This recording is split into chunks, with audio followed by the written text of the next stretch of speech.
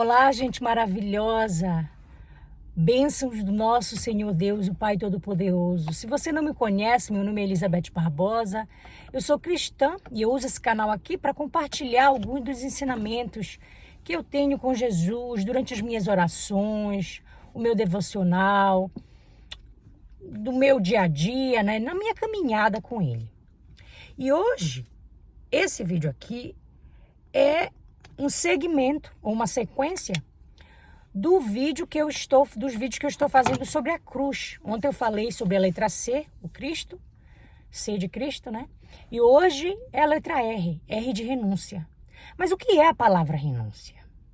A palavra renúncia é o ato de abdicar, algo que é muito importante para você. Quando você abdica, é algo que você queria muito, mas mesmo assim você sabe que aquilo é menos importante do que realmente importa no momento. E a palavra principal aqui é a palavra relacionamento, que é R também, né? Coincidentemente, provavelmente não. E o que significa relacionamento, né?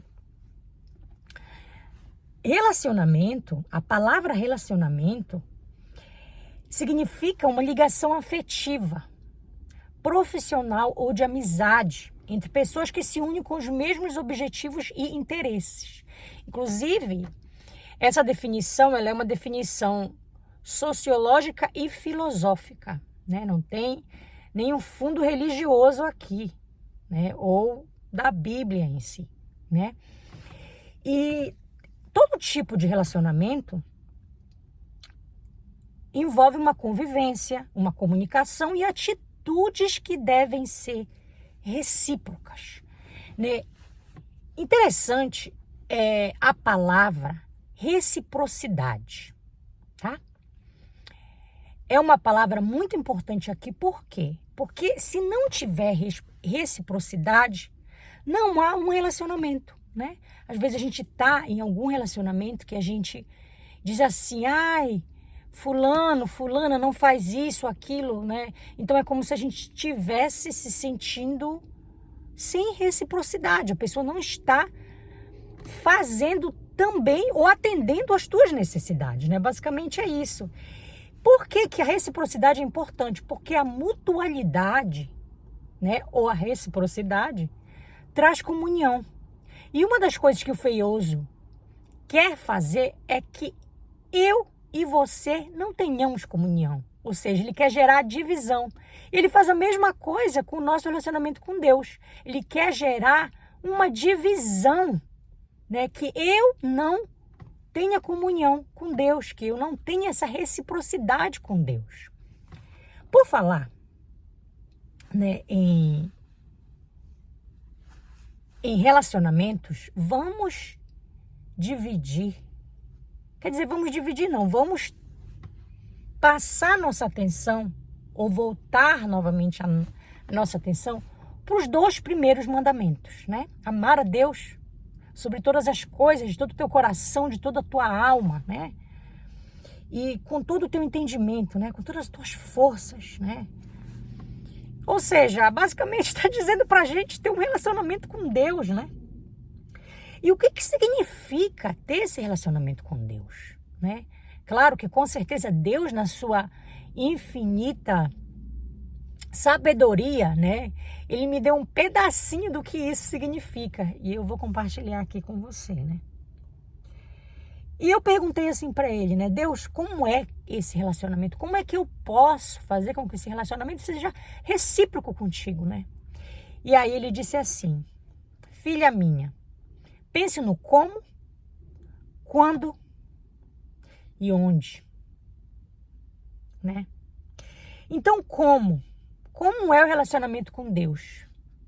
Lembra que eu falei sobre os 3 níveis que a gente tem da nossa formação, né? Porque nós não temos só esse corpo aqui que é nada mais que uma casca.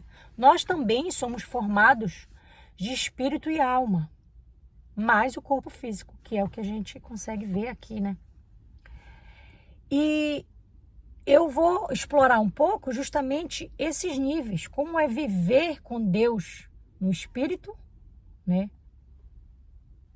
como é viver na alma e no corpo, né? Como, quando e onde. Então, o como, né? Como é que você está se relacionando com Deus? Você já se perguntou isso? Ele sempre me pede para eu fazer a autoanálise das coisas, né? Eu sempre gostei muito de fazer isso, eu sempre gostei de entender as coisas. E no meu entendimento, eu vou conseguindo me ajustar, né? Então, você deve se perguntar como é que está sendo esse seu relacionamento com Deus, né? Como é que está sendo as tuas horas de oração? Você tem momentos que você fica sozinho com Deus?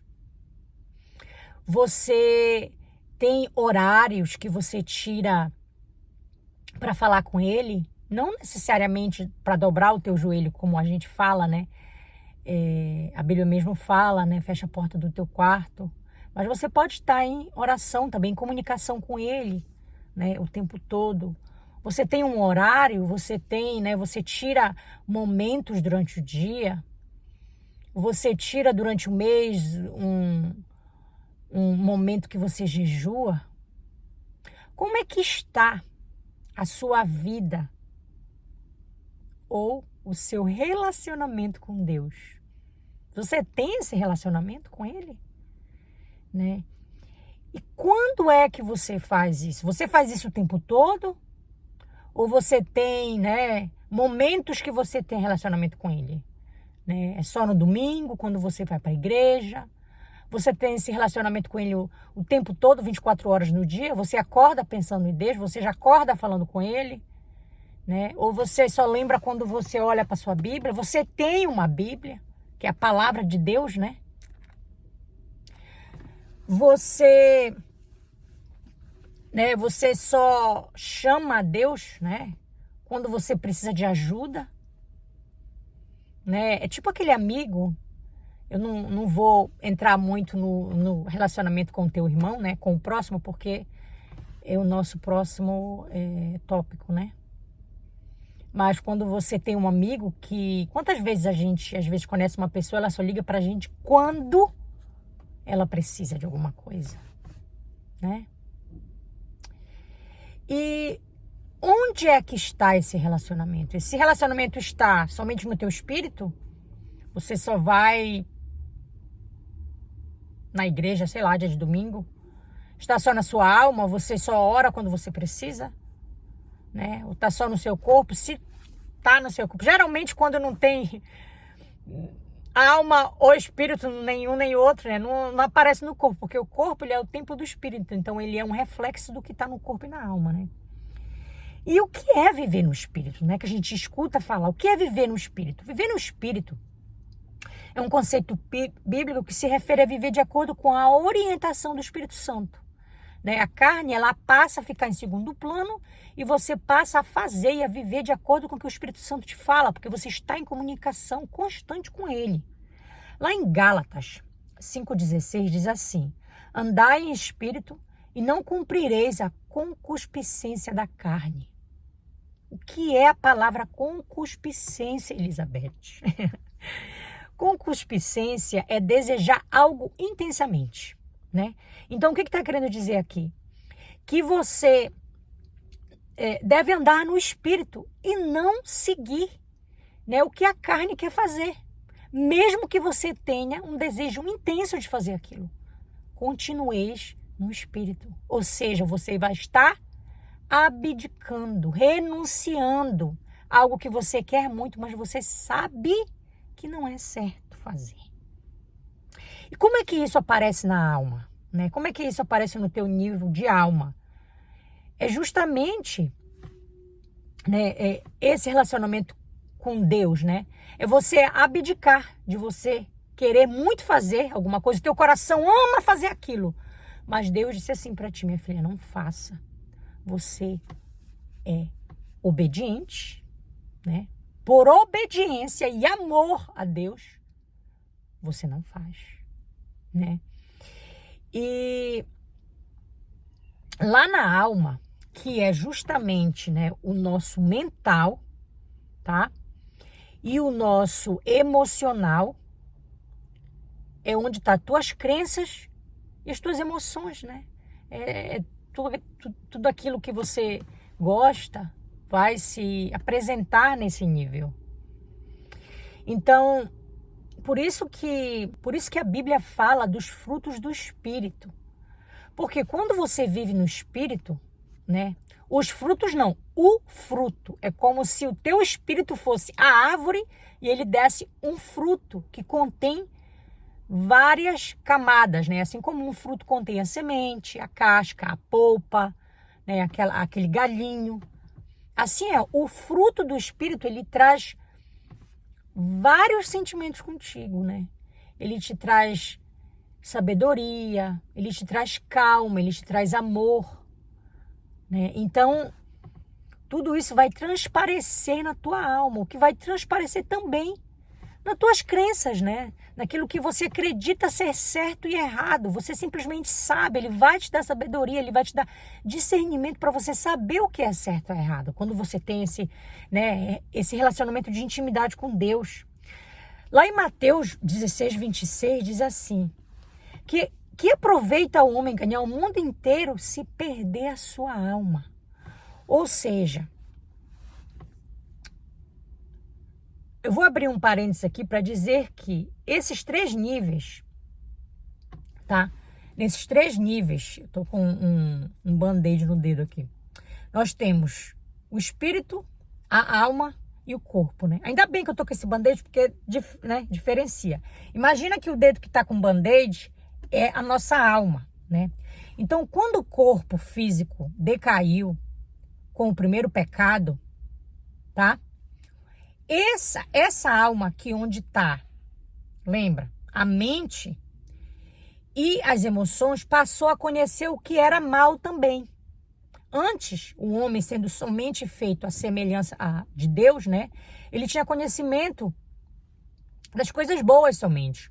Quando o pecado aconteceu, lembra que ele comeu o fruto da árvore do conhecimento. Ele passou a ter conhecimento do que era mal também, né? Esse mal atrelou a essa alma, né? Que é, no caso, né, o pecado, que a gente tem conhecimento, né? E Deus nos deu o livre-arbítrio para escolher o que fazer com esse sentimento, com essas crenças que você tem, né? Quando a gente nasce uma folha em branco, né? Como muitos dizem.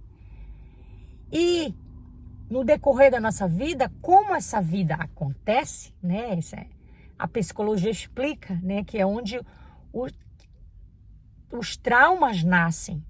Você começa a ter a formação das suas crenças, você começa a ter a formação dos seus sentimentos, como você se sente, como foi aquela dinâmica familiar, como era que os teus pais te tratavam, né? Tudo isso, enquanto adulto, você vai refletir como é que você lida com tudo isso, né? Então, isso vai vir à tona e vai refletir, né, no seu corpo. Então, quando Mateus fala que aproveita o homem ganhar o mundo inteiro e perder a sua alma, né? É como se ele vivesse totalmente em pecado. Ele vai perder a sua alma totalmente pro mal, pro pecado, né? E então, Deus, ter o relacionamento com Deus e estar em relacionamento e comunicação constante com Ele, né? É fortalecer essa alma que inclui a tua mente e as tuas emoções no fruto do Espírito, né? Através do teu devocional diário, né? Do relacionamento, da construção do relacionamento de intimidade com Ele. É como se você casasse com Deus. Claro que não tem a parte física, né?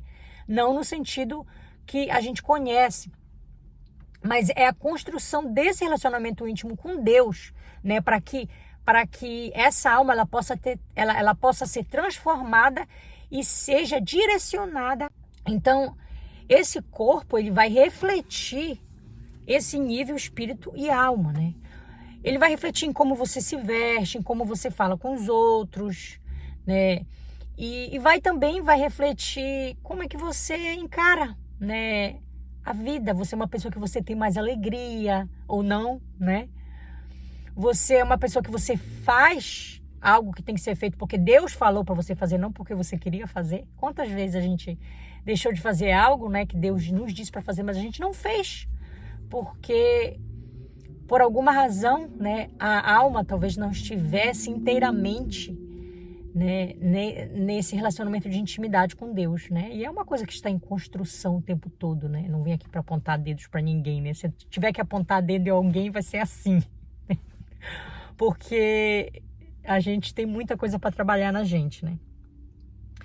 Lá em 1 Coríntios 6, 19, diz que vosso corpo é templo do Espírito Santo. Ou seja, você já ouviu dizer que a sua casa é reflexo de quem você é, ou como você se sente?